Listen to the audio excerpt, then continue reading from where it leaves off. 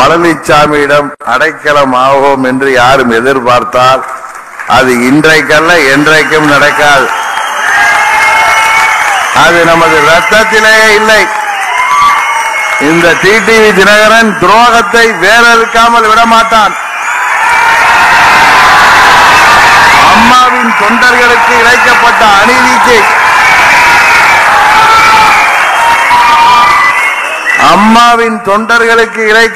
அநீதியை யார் மறந்தாலும் டிடிவி தினகரன் மன்னிக்க மாட்டான்.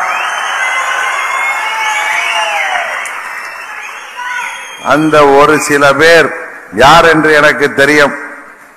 இன்றைக்கு திமுகவிற்கு சாதகமாக சுயநலத்தால் தங்கள் மீது வழக்குகள் வந்துவிடக் கூடாது என்பதற்காக பேரம் பேசி இன்றைக்கு அம்மாவின் தொண்டர்களை பிரித்தாளுகின்ற அந்த தீயவர்கள் கயவர்கள் யார் என்று எனக்கு தெரியும். இன்றைக்கல்ல, வருங்காலத்திலே அவர்களை அரசியல் ரீதியாக வீழ்த்தாமல் இந்த டிடிவி தினகரன் ஓயமாட்டான் என்பதை மாத்திரம் சொல்கிறேன்.